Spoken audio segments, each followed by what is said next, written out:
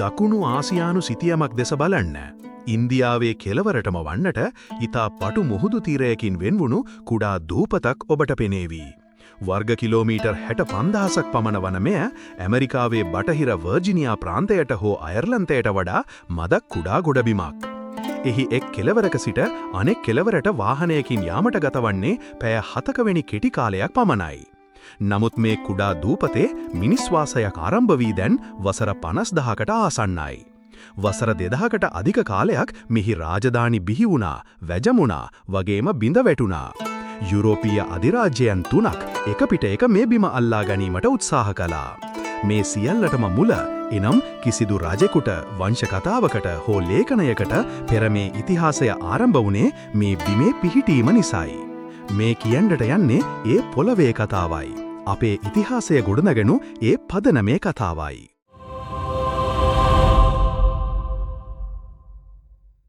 ශ්‍රී ලංකාව සහ ඉන්දියාවේ දකුණු කෙළවර අතර පිහිටා ඇත්තේ පෝක් සමුද්‍ර සංධියයි. අද වන විට එහි පළල කිලෝමීටර් 50ක් පමණ වනවා. ගොඩබිම් දෙකක් අතර ඇති විවෘත සාගරයක් ලෙස එය බැලුබැල්මට විශාල බාධකයක් ලෙස පෙනෙන්නට පුළුවන්. නමුත් සැබෑව නම් පෝක් සමුද්‍ර සංධිය පතුල ඉතාම නොගැඹුරුයි. බොහෝ ස්ථානවල ජලයේ ගැඹුර මීටර් 1-10 අතර පමණයි. දැන් අපි කාලය හරහා ආපස්සට යමු. මීට වසර මිලියන 2.5කට පෙර සිට වසර 12,000කට පෙර කාලය දක්වා දිවුණු ප්ලයිස්ටෝසීන හෙවත් මහා අයිස් යුගයේදී පෘථිවියේ ජලයෙන් විශාල ප්‍රමාණයක් ග්ලැසියර ලෙස මිදී තිබුණා.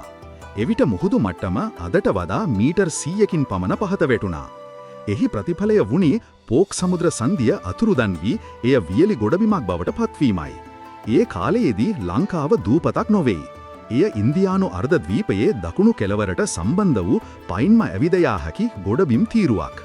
සතුන් මේ හරහා සංක්‍රමණය වුණා, ශාක ව්‍යාප්ත වුණා. ඒ වගේම යම් දවසක මිනිසුන් පවා මේ බිම දිගේ පයින්ම අපේ රටට ඇතුළු වුණා. මෙය එක්වරක් තමනක් සිදු වූ දෙයක් නොවේ. අයිස් යුගයන් පැමිණියේ චක්‍රයක් ලෙසයි. මුහුදු මට්ටම පහළ ගොස් ගොඩබිම් පාලම විවෘත වන කාල පරිච්ඡේද මෙන්ම මුහුදු මට්ටම ඉහළ ගොස් නැවතත් දූපතක් බවට පත්වන කාල පරිච්ඡේද මාරුවෙන් මාරුවට පැමිණියා. ගොඩබිම් පාලම විවෘත වූ සෑම අවස්ථාවකම ජීවය දකුණට සංක්‍රමණය වුණා. එය වැසී ගිය සෑම විටකම මෙහි ඉතිරි වූ ජීවීන් හුදෙකලා වුණා. ඒ හුදෙකලාව තුර ඔවුන් මේ පරිසරයට අනුව හැඩගැසීමින් තමන්ටම ආවේනික අනන්‍යතාවයක් ගොඩනගා ගත්තා. ඉතිහාසය පුරාම ශ්‍රී ලංකාවේ ස්වභාවය තීරණය කළ ප්‍රධාන සාධකය වුණේ මේ සම්බන්ධ වීම සහ වෙන්වීම යන දෙකයි. අපේ රට ඉන්දියාව සමග බොහෝ සමානකම් එනම් සතුන්, ගල් ආයුධ සම්ප්‍රදායන් සහ සංස්කෘතින් බෙදාගන්නා අතරම අපටම ආවේනික වූ අනන්‍යතාවයක් ගොඩනගා ගැනීමට සමත් වුණේ මේ භූගෝලීය ලක්ෂණය නිසයි.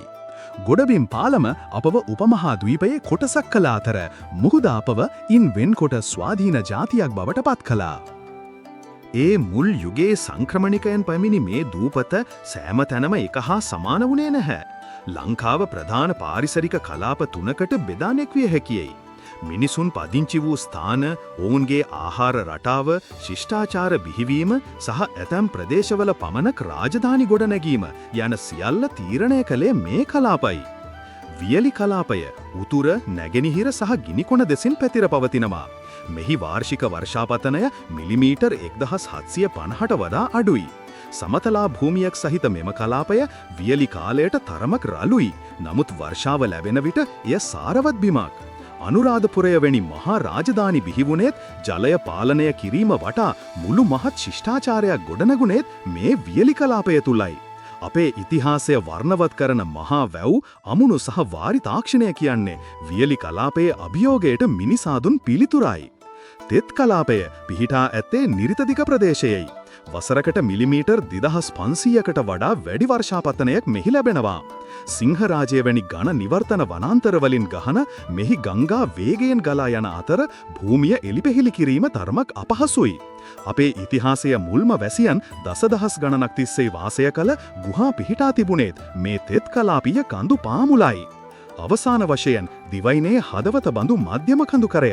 මුහුදු මට්ටමේ සිට මීටර් 2500ක් දක්වා උසට විහිදෙන පිදුරු තලාගල වැනි කඳු මුදුන් මෙහි පිහිටා තිබෙනවා.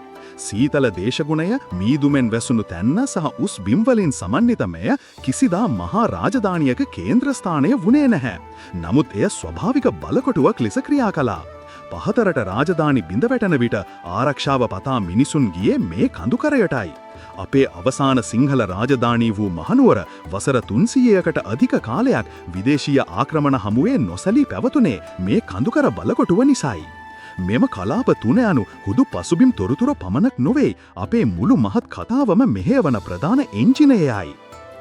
දැන් අපට එක් ගැටලුවකට මුහුණ දීමට සිදුවනවා. අප මේ කියන්නට යන්නේ කිසිවෙකුත් අකුරක්වත් ලියන්නට පෙර වසර 40,000ක් තිස්සේ මේ පොළොවේ ජීවත් වූ මිනිසුන්ගේ කතාවයි. ඒ යුගය වංශකතා නෑ, සෙල්ලිපි නෑ, ලිපි ලේඛන හෝ රජවරුන්ගේ පණිවිඩ කෙටු ගල්ටැන් නෑ. ලංකාවේ ඉතිහාසයෙන් වැඩිම කාලයක් වැසී ඇත්තේ මහා නිහඬතාවයකින්. එසේනම් අප මේ කරුණු දන්නේ කොහොමද? ඊට පිළිතුර පුරාවිද්‍යාවයි. විශේෂයෙන්ම දශක ගණනාවක් තිස්සේ ගුහා පතුල් සහ ගංගා නිම්න හාරමින් ලේඛනගත නොවූ ඒ ලෝකයේ නැවත ගොඩනැගීමට වෙහෙස වූ පර්යේෂකයන් කිහිප දෙනෙකුට අප මෙහි ගෞරවය දිය යුතුයි. මෙහිදී වඩාත්ම වැදගත් නාමය වන්නේ ආචාර්ය සිරාන් දැරණියගල මහතායි. මීට වසර 40,000කට පෙර සිට 5000කට පෙර කාලය දක්වා වූ මධ්‍යශිලා යුගයේ කාලරාමුව නිවරදිව තහවුරු කළේ ඔහු විසින් සිදු කළ කැණීම් මගින්. දැරණියගල මහතාගේ පර්යේෂණවලට පෙර අපේ ප්‍රාග් ඉතිහාසය හුදු අනුමානයක් පමණක් වුවත් අද එය විද්‍යාත්මික පදනමක් සහිත ඉතිහාසයක්. ඔහුගේ පියා වූ P.E.P. දැරණියගල මහතාත් ප්‍රාග් ඓතිහාසික බලංගොඩ මානවයා පිළිබඳ මුල්ම කැණීම් සිදු කළ ප්‍රවීණයෙක්. පියපුතු දෙපළ පරම්පරා දෙකක් තිස්සේ සිදු කළ කැපවීම නිසා කිසිදු වංශකතාවක සඳහන් නොවූ අපේ අතීතය අපට හමු වුණා. ඔවුන් ඒ සඳහා විද්‍යාත්මක ක්‍රමවේද රැසක් භාවිතා කළා.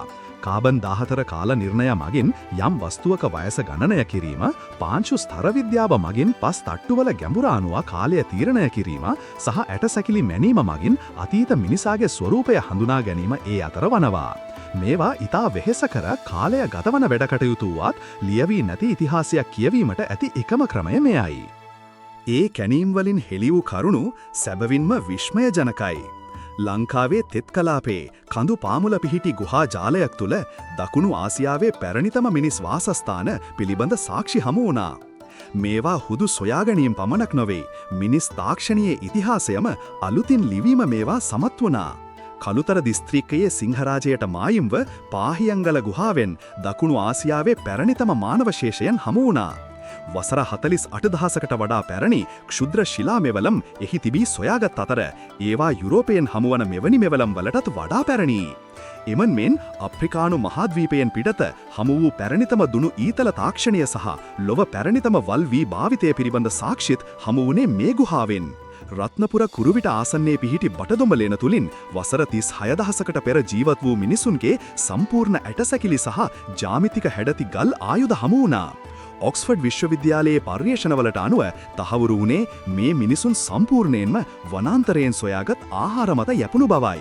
කිතුල්ගල බෙලිලෙන මගින් තවත් අපූරු තොරතුරක් හෙළි වුණා. මුහුදු වෙරළේ සිට කිලෝමීටර් 40කට වඩා ඈතින් පිහිටි මේ ගුහාවෙන් මුහුදු ලුණු සහ බෙල්ලන් හමු වුණා.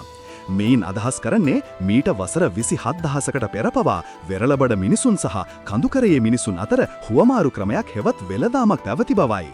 අලුලෙන බෙල්ලන් බැදි පැලැස්ස, නිල්ගල ගුහාව සහ හෝටන් තැන්න වැනි තවත් ස්ථාන රැසක් මේ ඉතිහාසයට තොරතුරු එකතු කරනවා. මේ සියල්ලෙන් පෙනී යන්නේ දඩයම් කරමින්, ආහාර රැස් කරමින්, ආයුධ සහ ආභරණ හදමින්, තම මළගියවුන් මිහිදන් කරමින් දසදහස් ගණනක් තිස්සේ මේ බිම හැඩගැස්සූ දියුණු මිනිස් කොට්ටාසයක් මෙහි සිටි බවයි. මහා වංශය ආරම්භ වන්නේ බුදුන් වහන්සේගේ ලංකා ගමනයන් සහ විජය කුමරුගේ පැමිණීමෙනුයි. නමුත් මේ දිවනේ සැබෑ කතාව ඊට වසර 40,000කට පෙර මේ ගුහා තුල ආරම්භ වී හමාරයි. ඉදිරි කතාංග කිහිපය තුලින් අප මේ ඉතිහාසය විමසා බලමු. කවුද මේ මිනිසුන්? ඔවුන් මොනවද නිර්මාණය කළේ? ඔවුන් ජීවත් වුණේ කොහොමද? ගල් ආයුධ යුගයේ සිට ලෝකඩ සහ යකඩ භාවිතය දක්වාත්, ඉන්පසු නගර නිර්මාණය කිරීම දක්වාත් ඔවුන් පෙමිඩි ගමන කෙබඳුද?